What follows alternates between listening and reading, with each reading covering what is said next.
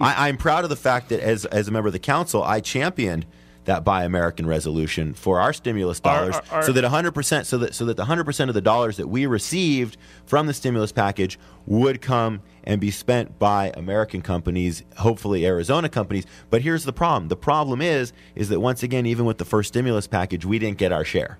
Because our cities and towns across Arizona, I don't think anybody did. Our cities and towns across Arizona weren't championed by in a similar way as some of the other. The first stimulus package has been executed like a total pig. People are blowing money on like bonuses for employees and not doing what they're supposed to do. And there's been no repercussions from the Obama administration or the Congress on any of this. So that's a big problem.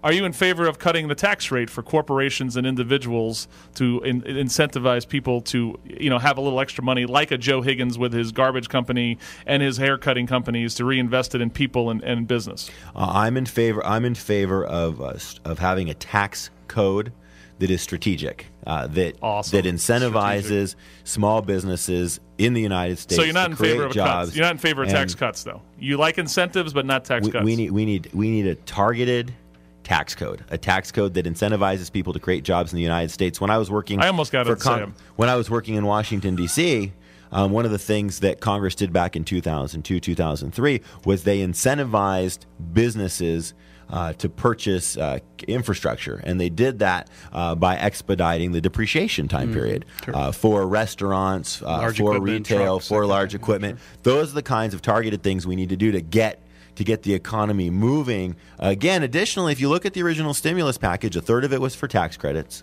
which you will not immediately see people working because of tax credits. That was a $200 everybody got, $250. A third of it was for aid to states to keep people like DPS and teachers from getting laid off, and then the last third was for the infrastructure projects. What I foresee, but that middle third was for unemployment benefits also. What I would like to see is more dollars going into real infrastructure projects, and I'd like Arizona to have a senator that goes back to Washington, D.C. and says, you know what, it doesn't make sense that in a state with 340 days of sunlight, the city of Portland receives more solar dollars than the city of Phoenix or the city of Tucson. And that, once again, highlights the fact that we have a United States senator that's received 60% of the dollars. What's his name again? 60% of the dollars.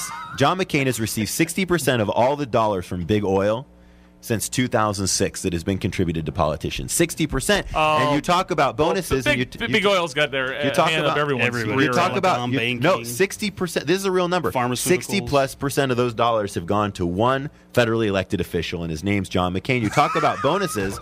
You talk about the bonuses and how you don't like the bonuses. Well, guess what? What kind of oversight is our United States senator going to provide to the banks when his 5 largest financial contributors for his campaigns are the 5 largest financial institutions in the country? I want to ask you one more question. Can you hold on for the calls after the break? I got a whole bunch of calls. I can, but we got to run out in a little bit. I'm with you. We got to have a fun part of this interview, too. Here. Yeah, I understand. The fun is getting to see our favorite herbal tea, okay?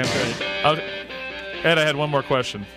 I'm sorry. That's okay. I thought you were if people are interested in learning more, Chris, they can always visit our website. Go to RodneyGlassman.com. RodneyGlassman.com. It's where we are. Or JohnMcCainBeatsPuppies.com if we want to say that. It's the question is that you're a business guy. Yep. You're a business guy, and the question is this.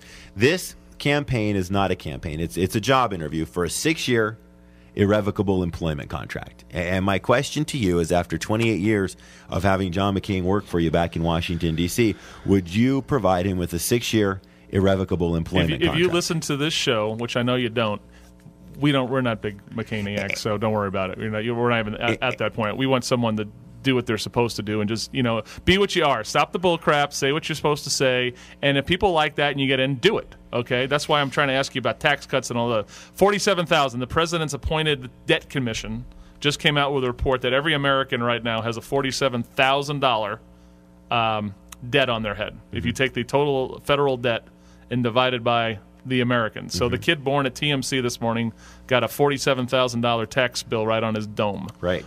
What is Rodney Glassman? I know John McCain has done a horrible job with this. I agree with that. Okay, what does Rodney Glassman do to help fix that? We have to stimulate the economy. We have to expand by spending more tax dollars. And we have to expand the tax base. Let me ask you a question, Chris. Hey, this morning we did an analysis. Joe Higgins owns a $400,000 home. He has a $200,000 mortgage. There's 4 people living in it. I know his 2 kids are great, and so that means each of his children have a $50,000 debt. So does that mean starting today, what should we do to get Joe Joe Higgins' kids out of that debt? The answer is he's got to go to work. He's got to get them a good education. He's got to get them working. And guess what? Over time, they're going to pay down that mortgage. And it's no different, the budget of a family, than the budget of the federal government. To take a slice. You basically just said that he needs to make more money so someone can basically, suck him out of his thing. But you didn't say anything about spending less money. So he can pay That's off the problem. The difference is that I own the home at the end of the day, and the federal government who owns that debt. Where's that money going? It's got to get paid down, but it's got to get paid down by expanding. Aren't we spending too much money as a government right now? We need to cut back. We need to cut back, and we need to cut back by being smarter, and that means perhaps not spending $3 billion a month in Afghanistan. It means by focusing on the things that are going to expand. Is there anything our domestically economy. we need to stop spending so much money on? I think there's quite a bit of redundancy, and that's why, as a member of the United States Senate, and as a member of Congress, one of the things that you have at your disposal is you have a great investigative agency, the General Accounting Office, which is a great way, and an organization that can be charged with, in a nonpartisan way, giving a report to Congress every year about where that redundancy is. New agencies and new departments are created, but the old ones are never eliminated. All right. And that's another responsible thing that can be done. We did it when we were first beginning to cut the budget at the Tucson City Council by looking at where those redundancies were, and that was something that I advocated for at the local level, and that's something I'll be able to advocate for at the federal level. All right, let's go to break, and then we're going to do phone calls, and then Joe has a very real quick. We're going to do the fun part, as Joe would say. Just let's do fun, Chris. Why does it have to be so heavy with you in here every morning? Chris and Joe, Rodney Glassman. We're going to take these 3 calls rapid fire when we come back on these. Wake up.